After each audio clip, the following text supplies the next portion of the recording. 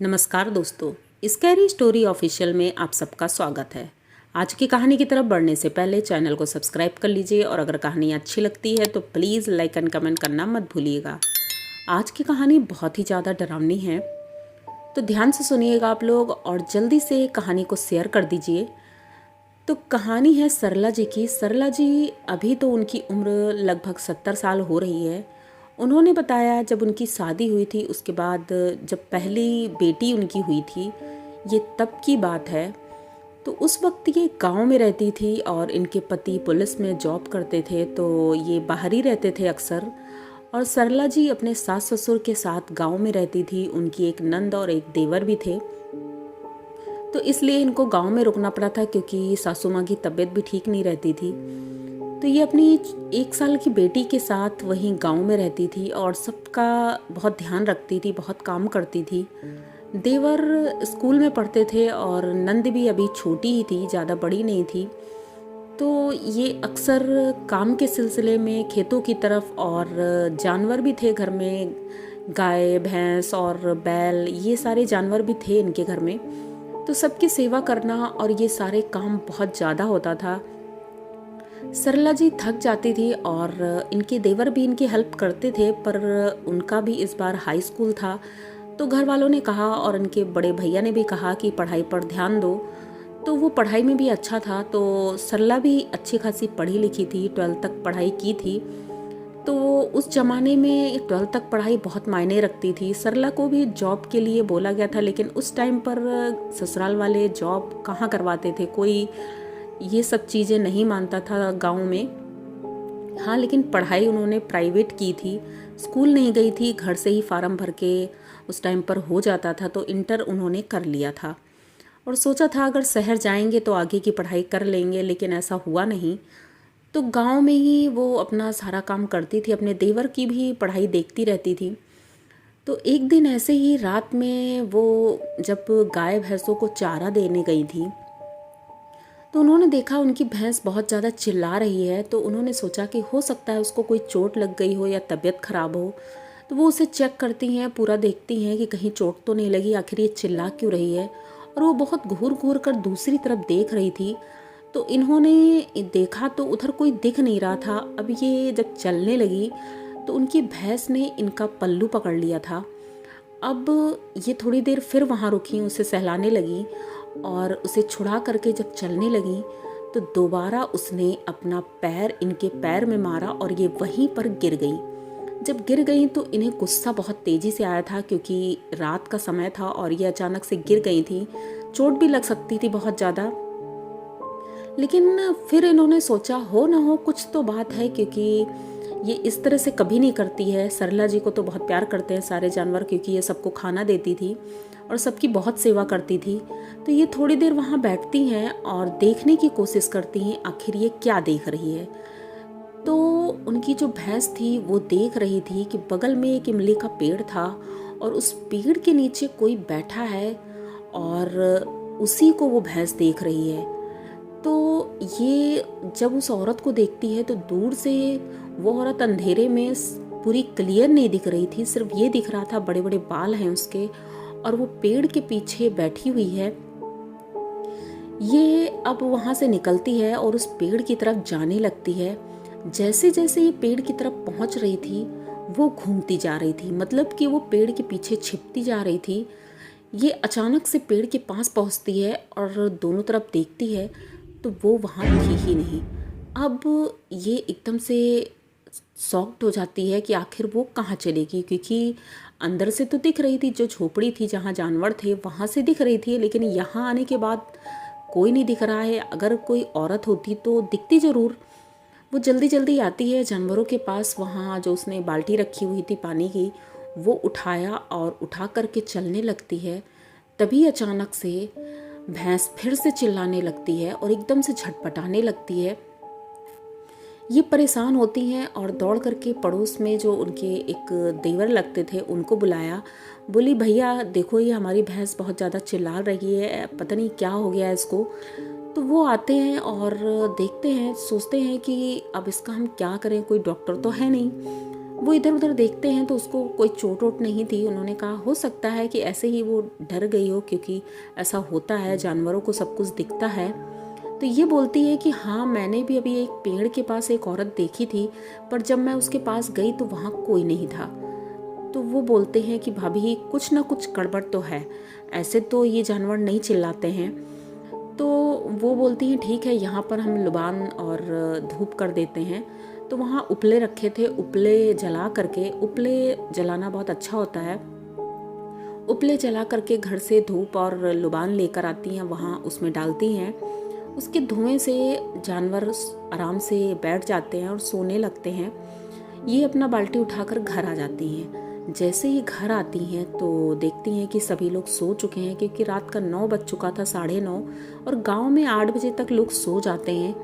तो ये भी बाल्टी रखती हैं और पानी पीने के लिए किचन में गई थी, घड़े से पानी निकाला और पानी पी ही रही थी, तभी अचानक से वो घड़ा गिर जाता है नीचे। एक चबूतरा जैसा बना था मिट्टी का, उसी के ऊपर वो घड़ा रखा था, टायर के ऊपर, और वो अचानक से पता नहीं कैसे गिर जाता है। इन्हें समझ नहीं आता है, क्योंकि वो एकदम सेट रखा हुआ था, गिरने की कोई गुंजाइश नहीं थी, पर वो गिर कैसे गया।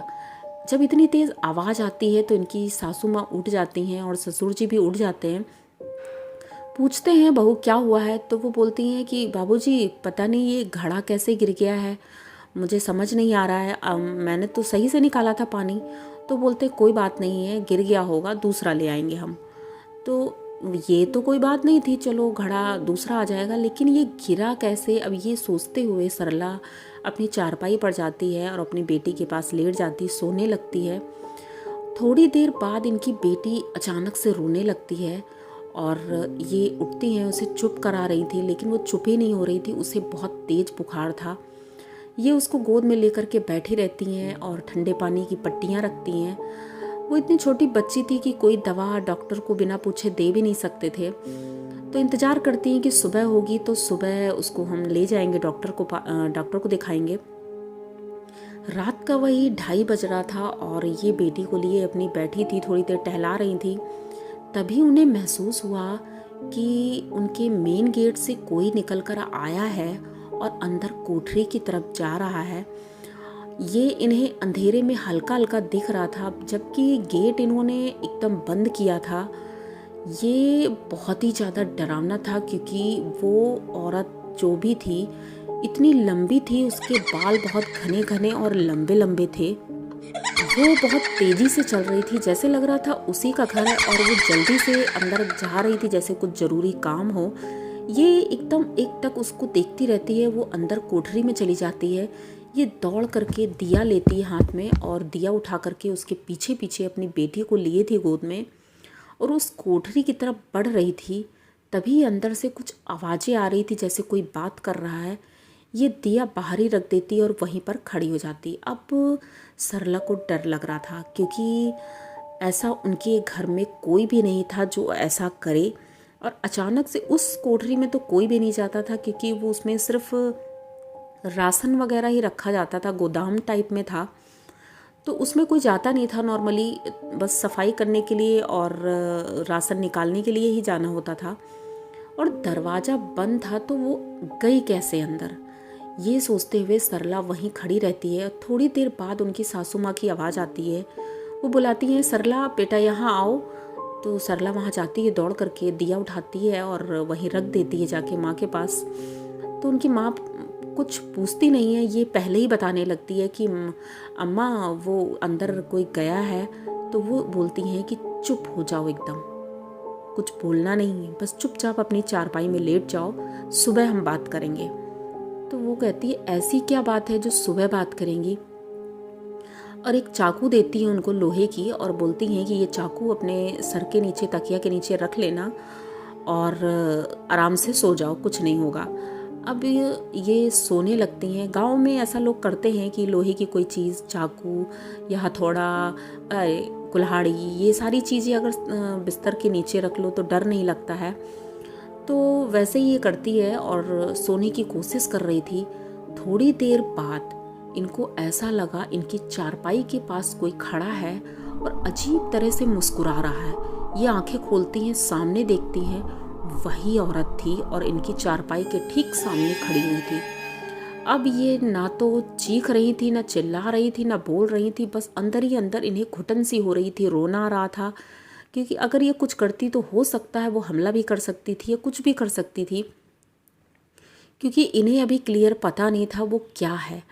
ये उसके जाने का इंतज़ार कर रही थी। जैसे ही थोड़ी देर बाद वो मुड़ती है और दरवाजे की तरफ चल देती है, जैसे ही वो जाती है तुरंत अम्मा को जगाती हैं। अम्मा देखो, वो औरत अभी यहाँ खड़ी थी और वो देख रही थी मुझे। तो अम्मा बोलती हैं कि तुम चुपचाप सो जाओ, तुम्हें कुछ नहीं होगा, तुम सो जाओ।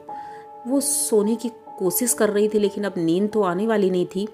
सुबह होती है, ये तुरंत इंतजार ही कर रही थी, अम्मा से हम पूछेंगे। ये अम्मा से पूछती हैं, अम्मा आखिर रात में वो कौन थी? तो अम्मा बताती हैं कि बहुत समय की बात है, बहुत पहले की।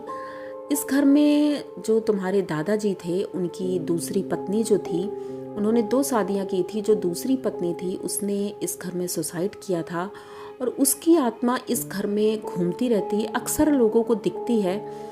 और ये शायद तुम्हें पहली बार दिखी है, लेकिन वो ऐसे समय पर आती है, रात के समय, और हमें आज तक नुकसान नहीं पहुंचाया है, लेकिन हाँ, वो दिखती ज़रूर है। सरला जी ने ये पहली बार देखा था और उन्हें बहुत ज़्यादा डर लगा था। हो सकता है पहले देखा भी हो, लेकिन इन्हें ये सारी चीज़ें पता नहीं थी, लेकिन अब सरला जी को डर लग रहा था। तो उनकी माँ बोलती हैं कि वैसे भी बच्ची अभी तुम्हारी छोटी है, तो तुम बेटे के साथ अभी बाहर चली जाओ परदेश, और जब ये बड़ी हो जाए या कुछ ठीक हो जाए, संभल जाए, तब तुम भले ही आती जाती रहना, लेकिन तुम्हारा यहाँ रहना ठीक नहीं है, क्योंकि बच्ची अभी छोटी है। ऐसी आत्माएं छोटे बच्चों पर, गर्भवती महिलाओं पर, इन सब पे ज़्यादा हावी होती है। तो सरला दूसरे दिन अपने पति को लेटर लिखती हैं और वो आ जाते हैं 1 हफ्ते बाद, और सरला अपने पति के साथ बाहर चली जाती हैं। अब इनकी माँ और पिताजी और उनके देवर नंद वहीं रहते थे। हफ्ते में ये लोग आते जाते रहते थे। धीरे धीरे इनकी बेटी बड़ी हुई और फिर वो कुछ दिनों के लिए गांव आई थी रहने के लिए, और पता चला कि उनकी सासू माँ की डेथ हो गई। रात में अचानक उनको हार्ट अटैक आया था। शायद उन्होंने कुछ ऐसा देख लिया था जिस वजह से ऐसा हुआ था, लेकिन सरला जी के साथ जो हुआ था वो आज तक नहीं भूल पाई हैं। आप लोगों को ये कहानी कैसी लगी? अगर अच्छी लगी हो तो प्लीज़ चैनल को सब्सक्राइब करिए, लाइक कमेंट करिए, शेयर करिए और बने रहिए हमारे साथ इसी तरह की नई और